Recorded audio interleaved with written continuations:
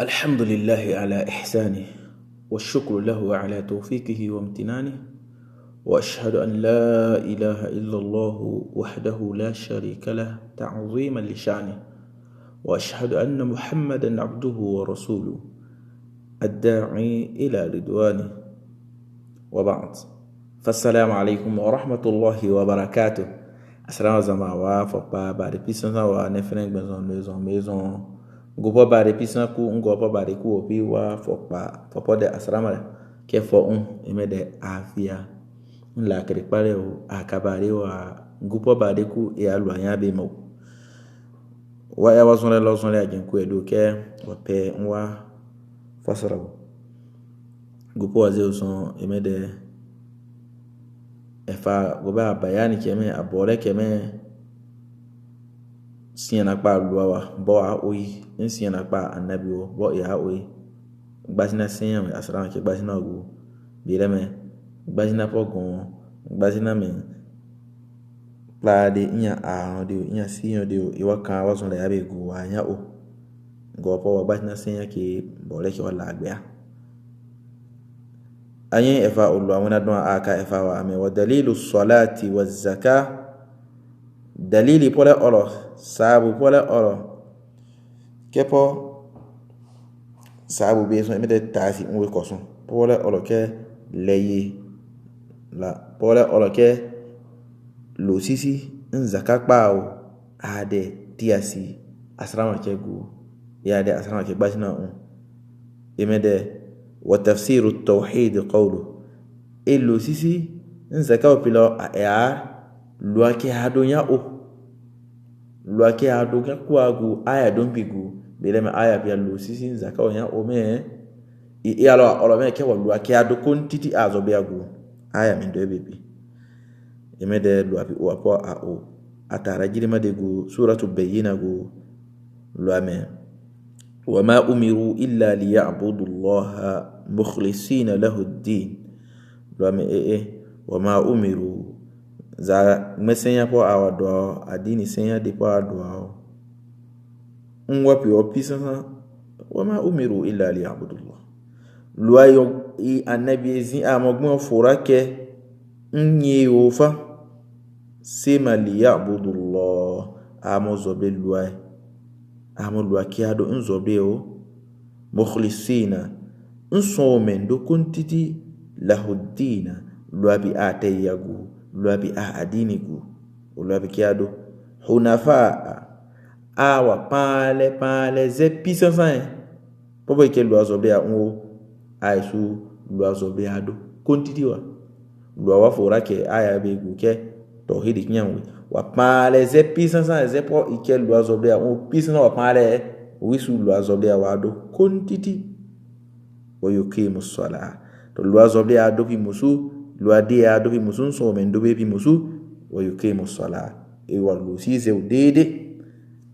wa yu'tu zakat wi zakapa ni abebio nze susu bebio lo amato e wakira non be tawale wa dhalika dinul qayyima bilame be po wadodo e be po wa e be aya be gublu ame be me de adini dede e me de adini susu e me de ze susu po akore avin aguo apare avin so zedede we Allah akbar lari atu zedede bibi e wono we e wote ayin to wogwa zon ndasi o e lo apo akia ke zon e mo Qur'ani ayo kepo ame wo lo sisi wi zakapa lo ayo o yo nakwa po yen yo kepo nyabe o ade nyagmene adini guwe po yen yo lo sisi ya ade zoble alua mme zakapa ho ya ade zoble alua du ya po lo angbo eze po lo angbo me po lo angba zoble lua me bepio no bileme wa eze po afion wa zoble lua to zoble lua eze bi okulo okay wa zakapo aguwe to wa zakapo opakole to wa zoble lua eze bepio wa me ba bi lo so to wa zoble lua okulo okay wa fele me wi lu sisi wanale okule yo iwa medo kempe pisna me azobe lua donc zoble alua nwa meo nwa zoble lua nwa po avion pisna e aya pi kan we en to lua le ndo Qur'ani gu yon do yon kan ke wallo sisi wi zakakpa ayin Qur'ani annako wa dasi gu dasi yogu wa de to wa ma witay dede ami to dalili po azaka ba aya oke ade tiasi e allo sisi aya oke ade tiasi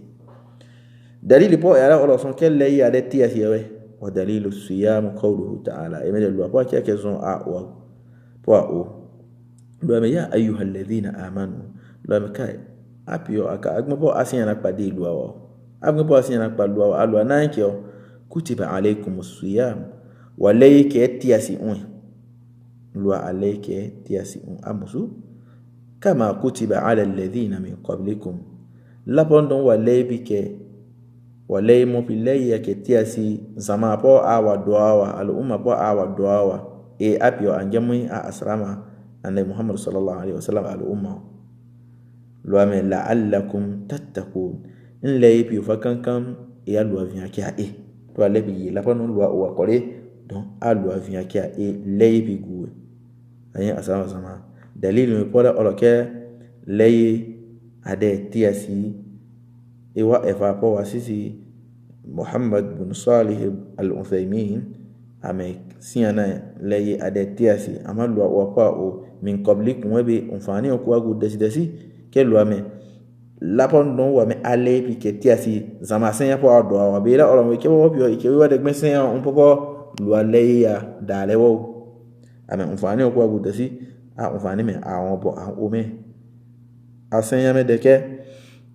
a oloke leye a umfani mama ile de nyagbia undwa kinya mama ayin to lua ito al umma mo zama mo sito lua a leye kematiasi a wa leye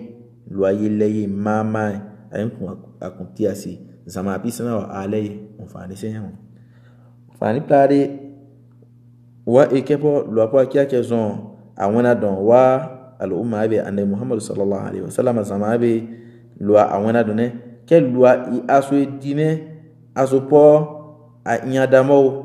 asopo a nyada ammeo asopo ikiwa megmesen ya fonke o lo mo mene ake awo lo aso bi ta dine o se soki e lua plone beleme lua as al umma be sin soki o e aso edi asopo a nyada wo e aso edi asopo ido adi me nya o e be aso die don aya be ro a mfani be bi oro mfani le blade ufanele awde emede ayagu ale oloke lwakwa chake zon al umma be annabi Muhammad sallallahu alaihi wasallam azama be lwa anyapi sasa papane puyenyo popo de nyama umpisina po annabi senya po ado amo nzama senya po lwa a annabi ozima umpisina zipo lwa amfora ki odezima umpisina e lwa ke a kan saborono e a papa annabi zamabi kepo nyebu ikupo de nyama umpopo zama senyo awake seto lua ada annabi Muhammad sallallahu alaihi wasallam azama zamabi an zinkia ogu kepo a iwa bebe ila son wilada bebe iu anyi gmeze vinke a webo annabi zepo amobegu iweda zepmalegu kepo ame luazo ya blelu poyo zepo so mo puissance lua don po mo nzebe bio eme ya azebe gbata usa amo azebe kinya gbata nzepo do puissance e nya poku zepo do abi oku puissance ya puissance resume ke wato ya puissance kansa borono ya meto kebe ya yi azobleo e ma yi azobleo me la lua on e ki ama ge fere o longba ki akulu kesi no so gme puissance me azobleo biblio to ame on fa ni po wa enwe tanyen lo ade kia kia tuwa fahima ke la nombe tawa amin to dalili behana po alewa asalama ke basi na pe olo emede dalili pole olo ta si pole olo ke haji ki ade tia si on emede lo apa kia ke zon a wa po a o wa dalilu al-hajj qawluhu ta'ala walillahi 'ala an-nasi hajjul bayti luame alwa kiake ake tiasi gben musu adi gben musu tiasi kepo awaje wa be ziara ke aje we pare a be gilima dezi emede kaaba deoi man istata'a ilayhi sabila gbepo ze ke afon ge age ziyara ke adige ade tiasi amusulu amebe die tiasi elu ame wa man kafara gbepo su kifi ke kefa ya gige fa inna allaha ghaniyun anil alamin lo apo akia ke zon akia ke de ikode un ani de gbin wa dunia be gu akia ke de ikode un ani de gbin wo po gben sun ke pisansa mpinzinya ya mfani ke ike gbin enya ke unzinya ke wa me aya be knya pilae annabi muhammad sallallahu alaihi wasallam a hijra ke ata madina an wa kyan ku degu ke pa oloke haji gia kun tiasi assalamu mepo anyevi aje ama mepo su anyevi opisasa e azevi ke aje o haji kun amusu tiasi o se mepo nsun ze e fa me kepo lo apa ke zon a o mepo su wa man kafara fa inna allaha ghaniyun anil alamin lo me mepo ki fi ke bela me bo yige haji bi ke lo alage aya mi de e lo me ki fi ke fa lo apa ke zon awe da me arziki go agme arziki ni de lo aleg me arziki ni de be la me ponke enzian enke ike me lo enke to be la oro me ke to men gma vi enze vi ke nge hazi gige ni on oro ke haji ke a adeti asi o be ya ki fi ke ama o ki fi me sin be ta ke asrama ikun a nze vi ke ba hon je haji gige yo to lo ade so awagba aziki popo wa iwa haji keo amin